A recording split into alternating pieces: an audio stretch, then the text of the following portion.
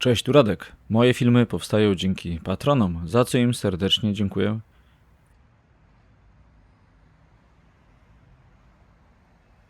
W dzisiejszym filmie opowiem Wam o ogromnych korkach, jakie każdego dnia występują na rondzie w Tarnowie Podgórnym. Wielokrotnie dostawałem od Was prośby, żeby zająć się tym tematem, więc dziś film o konkretnym miejscu. Tarnowo Podgórne to miejscowość położona na zachód od Poznania, która jest siedzibą gminy o tej samej nazwie. Przez gminę poprowadzone są dwie bardzo ważne drogi. Równoleżnikowa, droga krajowa nr 92 z Rzepina przez Świebodzin, Pniewy, Tarnowo Podgórne, Poznań, Warszawę do granicy z Białorusią, która jest alternatywą dla płatnej autostrady A2. Każdego dnia po tej trasie w okolicy Tarnowa Podgórnego porusza się średnio między 24 a 38 tysięcy pojazdów na dobę. Druga, równie ważna trasa to S11, czyli zachodnia obwodnica Poznania, która jest poprowadzona południkowo. Po tej drodze w okolicy węzła Poznań-Tarnowo Podgórne porusza się średnio od 36 do 49 tysięcy pojazdów na dobę. Droga krajowa nr 92 na długim odcinku od strony Poznania jest trasą dwujezdniową o dwóch pasach ruchu wraz z pasem awaryjnym oraz węzłami drogowymi. Po tym odcinku jeździ się świetnie, gdyż parę lat temu droga przeszła remont. Ten długi dwujezdniowy fragment kończy się na węźle drogowym po wschodniej stronie Tarnowa Podgórnego. Od tego miejsca do ronda, o którym dziś będziemy rozmawiali, jest 2,5 km. Na tym odcinku droga krajowa nr 92 ma już niestety przekrój jednojezdniowy. Ten fragment korkuje się właściwie codziennie, ale największe korki w stronę zachodnią, czyli w stronę ronda, są w niedzielę, poniedziałek i wtorek, gdzie ruch ciężarowy zmierza do niemieckiej granicy oraz każdego dnia popołudniami. Przejazd tym 2,5-kilometrowym fragmentem zajmuje nawet pół godziny. Rondo w Tarnowie Podgórnym zlokalizowane jest po zachodniej stronie miejscowości. Spotyka się tutaj 5 dróg.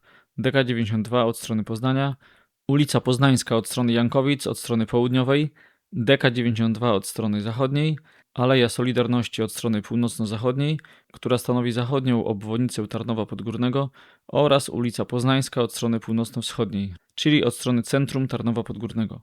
Od strony zachodniej największe korki są w czwartki i piątki, gdy ruch ciężarowy wraca od strony Niemiec. Korek ma tutaj czasami nawet 10 km i dochodzi do wsi Bytyń. Na pozostałych trzech wlotach korki są mniejsze, ale też są spore. Na przykład na ulicy Poznańskiej od strony południowej, w momencie zakończenia zmiany popołudniowej w Halach, korki też są spore. Z racji ogromnego ruchu, zarówno na DK92, jak i ulicach poprzecznych, rondo całkowicie straciło swoje założenia projektowe. Ronda są świetnym rozwiązaniem, jednak musi być spełnione kilka warunków. Przy tak dużym ruchu tego typu ronda są po prostu niewydolne. Opcją, można powiedzieć na już, jest przebudowa tego miejsca na rondo turbinowe. Jednak takie rozwiązanie właściwie w żaden sposób nie zlikwiduje korków, a jedynie pomoże dla ruchu skręcającego w prawo. Docelowym oraz wskazanym rozwiązaniem jest wydłużenie odcinka od strony Poznania o około 2,5 km, tak żeby dwujezdniowy fragment kończył się za rondem po stronie zachodniej. Dodatkowo należy koniecznie wyeliminować przeplatanie się z ruchem lokalnym. W tym celu DK92 powinna być przeprowadzona nad rondem wiaduktem lub pod rondem tunelem, a ruch lokalny zostałby na poziomie terenu. Żeby urozmaicić materiał o tym miejscu, to zapraszam do rozmowy z 4 osobami. Dyrektorem Generalnym Dyrekcji w Poznaniu, wójtem gminy Tarnowo Podgórne, doktorem Politechniki Poznańskiej oraz dziennikarzem Radia Poznań. Bardzo mi miło, Patryk Kosicki, pełni obowiązki dyrektora Generalnej Dyrekcji Dróg Krajowych i Autostrad oddziału w Poznaniu. Robimy wszystko, żeby ten problem rozwiązać. Na tym etapie współpracujemy z gminą Tarnowo Podgórne i przygotowujemy szczegółową analizę ruchu, tak żeby zbadać ruch na wszystkich wlotach i ocenić, jakie rozwiązanie byłoby najlepsze. Dzisiaj jest to 5-wlotowe rondo i rzeczywiście według naszych danych te korki w szczycie, głównie na naszej drodze, to sięgają nawet kilometra 300 metrów. Od zachodu to już od skrzyżowania w miejscowości Rumianek. Na pewno docelowym rozwiązaniem byłoby przedłużenie dwujezdniowego odcinka drogi nr 92 na ten fragment drogi, łącznie z przeniesieniem pewnie obiektem nad czy pod obecnym rondem i wyprowadzenie ruchu w układzie dwujezdniowym poza obręb tego skrzyżowania po zachodniej stronie. To jest jakby takie docelowe rozwiązanie, dosyć kosztowne, ale na pewno rozwiązujące zasadniczo ten problem. Wydaje mi się, że można by wpisać to terenowo mimo wszystko tym obiektem dzisiaj mniej więcej po tej obecnej niwelecie, a drogi te lokalne sprowadzić do ronda pod obiektem. I to myślę, że mogłoby sprostać zadaniu. Warto wiedzieć, że ronda pięciowlotowe z samej istoty działania i rozplotu ruchu nie są zbyt efektywne i tu warto by się zastanowić nad tym, żeby drogę czy ulicę Poznańską być może wpiąć troszeczkę wyżej w Aleję Solidarności, co by miało spowodować, że rondo, które by zostało pod obiektem w ciągu drogi 92, miałoby tak naprawdę 2 wloty poprzeczne, a sprowadzenie z drogi 92 byłoby dodatkowym wlotem czy doprowadzeniem z 2 stron drogi 92 do tego przyszłego ronda. I to rondo oczywiście miałoby charakter ronda turbinowego, no tak, żeby jak najszybciej, byłyby najdogodniejsze, najsprawniejsze te relacje w celu opuszczenia drogi 92 i usprawnienia ruchu na odlotach. Kiedy to jest trudno powiedzieć, natomiast zaczęliśmy prace koncepcyjne od tego, że we współpracy z gminą Tarnowo Podgórne jest przygotowywana taka szczegółowa analiza rozplotów ruchu. Jak ona będzie przez nas sprawdzona, bo została nam przekazana, uzgodniona, to będzie można inicjować dalsze kroki. Mamy wstępną deklarację z gminy, że chcą to dalej projektować. Ja się przygotowuję do tego, żeby w pewnym momencie przejąć to zadanie do realizacji i w takie właśnie, że tak powiem, oddolnie też uzgodnione zadanie ze strony też samorządu, który też widzi te potrzeby ruchowe i pewnie przyszłe jeszcze potrzeby pod kątem rozwoju gminy, żeby uwzględnić, no i po to, żeby też ta droga była dla nas jak najsprawniejsza, no bo ja oczywiście zawsze będę dbał o to, żeby droga krajowa była jak najbardziej przepustowa i ten ruch odbywał się możliwie płynnie. Dzisiaj pamiętajmy, że ten ruch jest dzisiaj bardzo istotny, bo to nie tylko alternatywa dla autostrady płatnej, ale też bardzo intensywnie rozwijająca się gmina i właściwie dojazd do zachodniej obwodnicy Poznania, więc to są istotne generatory ruchu, także tutaj w tym miejscu zawsze będzie duży popyt na zapotrzebowanie na drogę i na sprawne rozwiązania. Tadeusz Czajka, wójt gminy Tarnowo Podgórne. Obecnie gmina liczy blisko 35 tysięcy mieszkańców, 7,5 tysiąca podmiotów gospodarczych, ponad 55 tysięcy miejsc pracy, więc jest tutaj, z tego wynika, że jest duży ruch i ten ruch duży jest wewnętrzny, a do tego jeszcze duży jest tranzyt wywołany 2 głównymi ciągami komunikacyjnymi. Jeden to jest S11, droga ekspresowa, a druga droga to jest droga krajowa nr 92, która biegnie w kierunku zachodnim z Poznania i tutaj też jest duże obciążenie ruchu. W większości przebiegu tej drogi przez gminę Tarnowo Podgórne jest to droga dwujezdniowa, bezkolizyjna, natomiast już jak się kończy ten standard, to rondo na skrzyżowaniu z Jankowicami i tam już zaczyna się problem, bo każdego ranka i każdego popołudnia stoją w długich kolejkach samochody od strony zachodniej, sięgają te korki nawet poza granicę gminy do miejscowości Gaj. Natomiast z drugiej strony to ten ruch się rozprasza po Tarnowie i okolicznych miejscowościach, tak żeby to rondo ominąć, co stanowi dużą uciążliwość dla standardu życia naszych mieszkańców. Na pewno trzeba było zainwestować w przebudowę tej drogi, wydłużenia drogi dwujezdniowej, zbudowania skrzyżowania dwupoziomowego. To by wtedy poprawiło jakość życia mieszkańców. Ponoszą skutki tego zatoru, który powstaje w tym miejscu w Tarnowie Podgórnym. Czy prowadzone są jakieś rozmowy z Generalną Dyrekcją czy z Ministerstwem na temat wydłużenia tego? No tak, już od dłuższego czasu występujemy o zaangażowanie zarządcy drogi, czyli Generalnej Dyrekcji w to, żeby przebudować to skrzyżowanie, z oczekiwaniem, żeby było ono dwupoziomowe. W wyniku tego powstawały tam różne koncepcje tego rozwiązania. Jedna z nich przewidywała właśnie skrzyżowanie dwupoziomowe, ale to wszystko stało w miejscu. W związku z tym postanowiliśmy, żeby to mocniej przycisnąć i pojechaliśmy do Warszawy tutaj ze wsparciem posła Bartosza Zawiei, który zaprosił nas na posiedzenie podkomisji do spraw infrastruktury drogowej, w której uczestniczyli przedstawiciele ministerstwa. No i tam przedstawiłem ten nasz problem, natomiast w drugiej części powiedziałem o tym, że jesteśmy gotowi zaangażować się finansowo jako gmina w przygotowanie dokumentacji na to rozwiązanie nowe. i to się proceduje, bym powiedział. Długo czekaliśmy na zgodę, żebyśmy mogli te prace wykonywać. Podzielono to na etapy. Pierwszy etap dotyczył wykonania analizy i przedstawienia rozwiązań komunikacyjnych wynikających z tej analizy. To zleciliśmy i z tego tytułu koszt ponosimy. Natomiast to jest tak skonstruowane, że musi to zatwierdzić Generalna Dyrekcja. Najpierw to trafia tutaj do Poznania, do oddziału poznańskiego, później wysyłane jest to do Warszawy. W tej chwili Warszawa to bada, zadaje pytania projektantom, no i to jeszcze się toczy. Czekamy na zakończenie tego procesu, dlatego że ta koncepcja przewiduje, że w pierwszym etapie byłaby przebudowa ronda na turbinowe, natomiast drugi etap to wykonanie estakady nad tym rondem, czyli tak, żeby ten ruch tranzytowy nie kolidował z ruchem lokalnym i to ostateczne takie rozwiązanie. Oczywiście przy tym wymagane by było poszerzenie, czyli wykonanie drogi dwujezdniowej.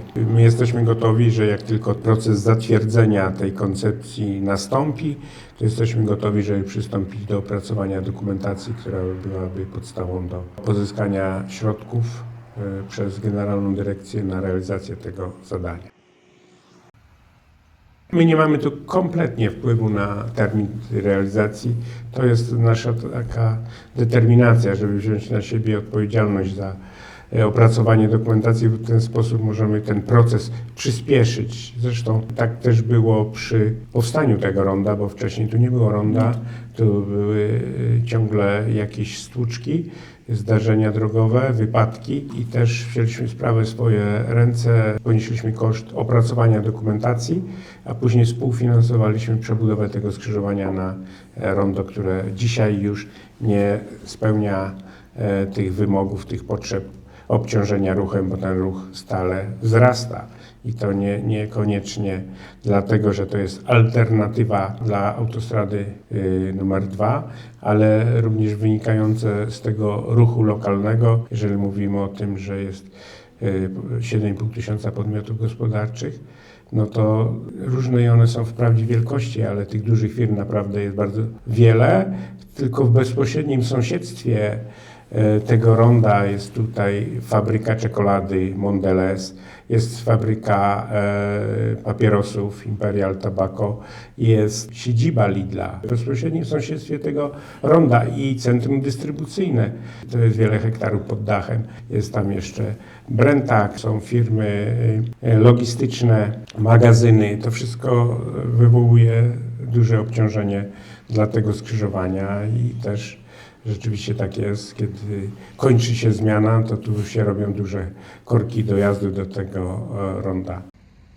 Jeremi Rychlewski, Politechnika Poznańska, ale również Stowarzyszenie Inżynierów i Techników Komunikacji RP, Centrum Analiz Klubu Jagiellońskiego. Biorąc pod uwagę, że to jest przecięcie 5 dróg, że to akurat rondo jest właściwym rozwiązaniem, natomiast jest to rozwiązanie, które już nie odpowiada potrzebom ruchowym, że mamy tam duży ruch, trochę związane z tym, że autostrada wielkopolska ma naprawdę duże opłaty i to w generalnym pomiarze widać, że jest sporo osób, które omijają właśnie te opłaty, czyli tutaj koncepcja, która zakładała, że ten ruch dalekobieżny zostanie przejęty przez autostradę, niekoniecznie się w pełni sprawdziła. Częściowo na pewno, ale tylko częściowo. Kolejna, tutaj w zasadzie należałoby znowu rozwiązać kompleksowo. Skoro mówimy o aglomeracji, no to też podłączenie kolejowe, żeby niekoniecznie tylko robić to pod ruch samochodowy, ale również zapewnić dostęp kolejowy i w ten sposób może trochę też odciążyć ruchowo. Rozwiązaniem takim na bardzo szybko byłaby przebudowa na formę ronda turbinowego, gdzie w sposób bezpieczny jesteśmy w stanie dać więcej pasów. Natomiast jeżeli my tutaj poprawimy to rondo, to jest pytanie, co się stanie kawałek dalej. Bo kawałek dalej mamy kolejne miejscowości i czy tam nie będzie zatoru, ale też powiedzmy sobie w drugą stronę. Zator, ale przecież tam też miejscowość żyje. Czyli ludzie przechodzą przez tą jezdnię. Mamy wjazdy z dróg poprzecznych i czy też nie będzie tak, że co prawda zatoru nie mamy, ale w zasadzie miejscowość jest podzielona na dwie części takie peletowalne tylko na przykład wieczorem. No jak sobie spojrzymy na coś typu Rondo Mogilskie w Krakowie, no to widać, że tam jest pewna koncepcja rozwiązania dużego ruchu. Także to też może bym nie mówił, że od razu ronda nie, natomiast to już nie może być coś takiego, że robimy rozwiązanie podręcznikowe, gdzie wiadomo, że to rozwiązanie podręcznikowe jest robione dla rzeczy, które możemy robić masowo. No tutaj znowu by wypadało mieć podejście indywidualne do tego skrzyżowania. Być może przerobienie na węzeł z uwzględnieniem na przykład być może tego, żeby tam już myśleć o kolei aglomeracyjnej. Także znowu miejsce, które wymagałoby przede wszystkim dobrej koncepcji. Adam Sołtysiak, Radio Poznań, redakcja Motosygnałów. No, zajmujemy się jakby szeroko pojętą motoryzacją. Od godziny 7 do godziny 19-20 możemy w ciemno mówić, że tam jest korek. I to wygląda zazwyczaj w ten sposób, że poniedziałek, wtorek, środa to ten korek jest dłuższy w stronę Świecka. Na zachód, jeżeli tranzyt jedzie, a od czwartku do piątku, no to w drugą stronę, czyli w stronę... Ciężarówki wracają. Ciężarówki wracają w stronę Warszawy, no i tam to się wszystko, no upycha się, to już jest pewnie, nie powiem, że fizyka, ale jeżeli faktycznie z dwupasmowej eski wjeżdżamy w to takie wąskie gardło, no to tam te korki się niestety tworzą.